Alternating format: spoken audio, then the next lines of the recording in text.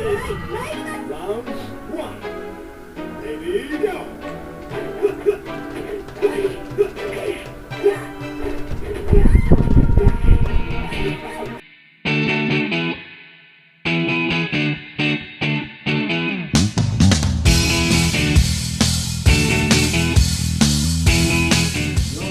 Mga kalodi, hello po sa inyong lahat. Welcome back to my channel po mga kalodi cakes. So kasi dumating po ang aking parcel ngayong araw nito. Dumating po yung in-order kong ito, yung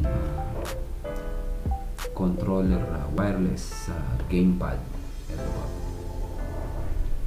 In-order ko po to sa noon. So kararating lang po ngayong araw na ito. So gagawin ko po siya ng review kung maganda po siya. First time ko po itong gagamitin. Sana po maganda. Nabili ko po ito is mga 80 real po, kasama na po ang delivery fee. So gagawin ko po siya ng review ngayon. Maganda po ito pagka syempre pagka day off mo, pag wala kang magawa, syempre laro-laro lang, pampalipas ng oras po. So anyways, bago ko po simulan ng aking review dito po sa wireless 2.4G semi-FIO controller gamepad, shoutout po muna tayo sa ating magigiting na tagapagsubaybay sa aking munting channel. Maraming salamat po at sa walang sawa po ninyong pagsubaybay sa aking munting YouTube channel. Shoutout po sa inyo lahat. Hindi ko na po kayo isa-isahin. Alam niyo na po kung sino po kayo. Sa mga bago ko pong subscriber, maraming salamat po. Hindi ko na po kayo isa-isahin. So let's go! So titingnan po muna natin yung mga accessories niya sa loob. Siyempre, yan.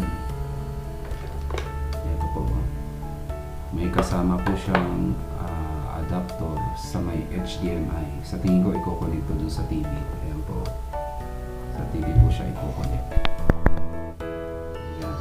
Tapos may kasama po siyang charger cable. And of course, ang dalawang wireless controller. Ayan po. Maganda naman siya. Dalawa po siya. Ayan, dalawa. Tapos may battery siya. Ayan. So bali AAA yung battery niya mga kalodi cakes. So in-order ko po to syempre para pag off day natin, syempre para malibang naman natin ating sarili, hindi puro trabaho lang po. So dyan lang po kayo, stay tuned lang po kayo mga kalodi at gagawin po natin ang review to. So ngayon, tignan po muna natin ang mga accessories sa loob. So ayan po, dalawa po yung controller niya and then may kasama po catalog. Ayan po yung catalog niya, napakaliit lang. Hindi ko po mabasa, Chinese. Ayan. And then ito po yung pinaka memory chips niya po. So bali po ang sabi dito marami po siyang games. Ayan.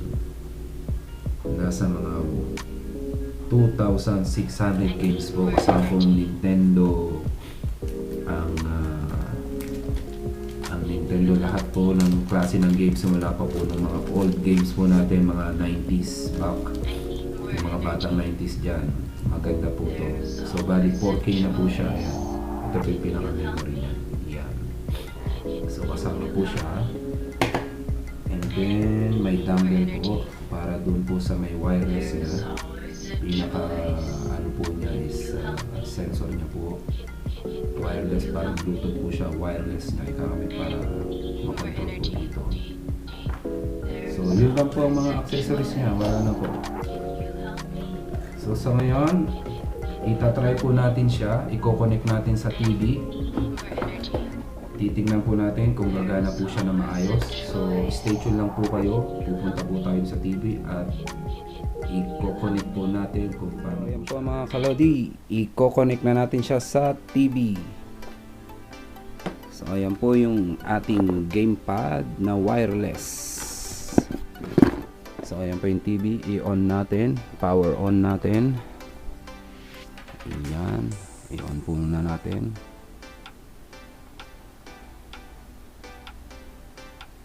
Ayan, hintay natin.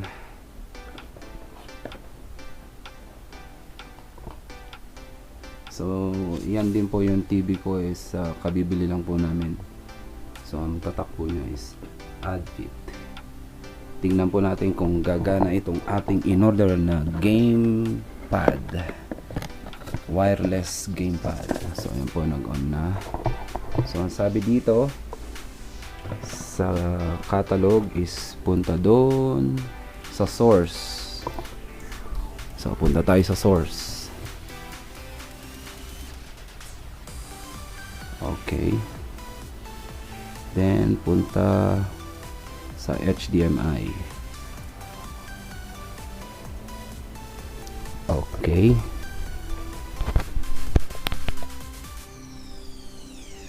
So i-connect po natin itong mga accessories niya. Itong USB cable at yung pinaka memory chips niya po. So, back again dito mga kalodi, yan, ikabit na po natin yung mga accessories niya po doon sa HDMI port ng TV. So noted po, dapat ang TV nyo is 4K po ang support niya, and dapat po is smart TV din po para mas maganda po yung kalalabasan niya. So i-try na po natin. So punta tayo doon sa source. Kita nyo po yung sa taas. So i-click nyo lang po dun sa remote nyo, punta kayo dun sa source. Ayan. Tapos punta po kayo sa HDMI. Ayan. Ayun, gumana siya. Ayan na po, lumabas na po yung panel nya sa may ano. Ayan, gumana po. Ayos. Din. So eto na po yung controller. So bali nalagyan ko na po siya ng battery AAA. So pagka gagamitin nyo po, i-on nyo po, may switch po dito siya sa gilid. I-on nyo po. Yan, naka-on na po siya. Pag naka-on yan, mag-red light po siya. Ayan, may indicator po na red light. Then, pwede na po kayong mag-control. Pwede na po kayong pumili. Ayan. Doon sa TV, yan. Ayun, gumagana. Ang daming games mga kalods, oh.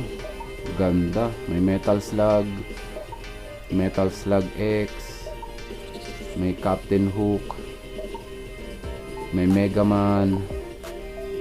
Ang dami palang games ito. May King of Fighters 95.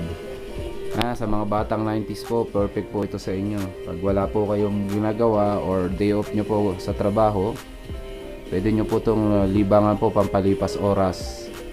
So i-try po natin ang isang game. Yan, King of Fighters 97. Naalala ko pa to eh. Yan. Tapos i-press nyo po dito sa controller yung start. And etong B. Ayan, pagka pindot nyo po nitong A, ayan na po yung lalabas. Mag-initialize na po, maglalagay na po siya. Ayan. King of Fighters. Ayan po. So kung gusto nyo maglaro, so pwede pong double player to. Kung gusto nyo po mag-challenge, yan, dalawa po kayo maglalaro. Perfect po pampamilya. Matutuwa ang mga chikiting nyo rito. So ayan, start nyo lang po. First select, pindutin nyo yung select. Ayan, pagka pindot nyo po ng select, pwede na po kayo tapos start nyo po. Ayan. Ayan, pagka-start, may mga tutorial pong lalabas. Ayan, pagka lumabas po yan, press nyo po again, kahit anong key. It's either A or B or X. Oh, ayan po. Ayan, pwede na po kayong pumili ng karakter nyo kung sino. Sino po ba favorite niya? Mga batang 90s. Ayan o.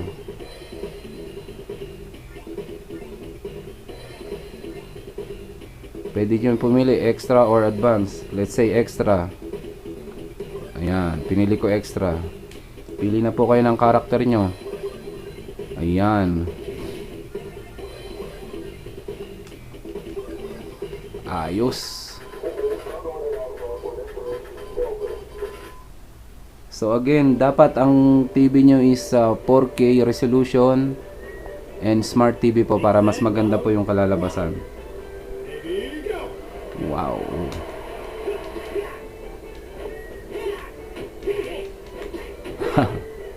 Nakakatuwa naman to.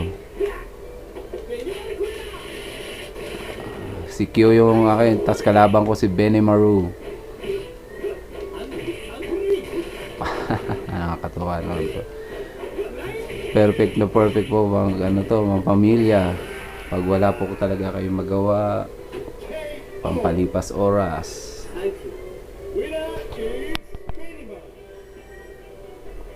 Ayan. So yun po mga kalodi. Napakaganda po niya.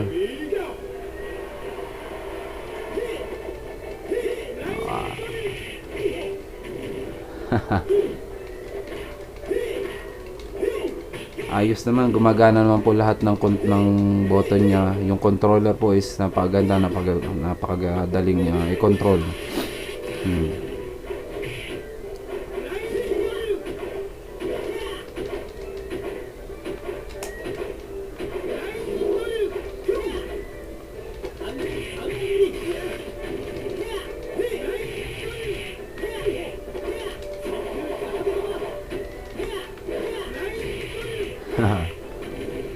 Ang lupit ni Benimaru ah.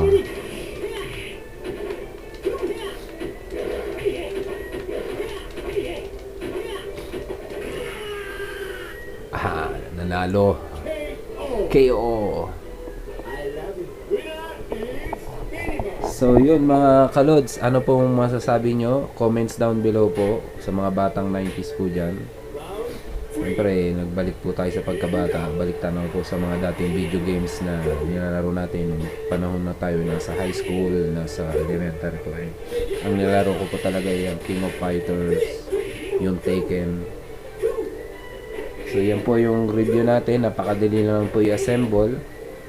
Ikakabit nyo lang yung mga accessories nyo dun po sa HDMI.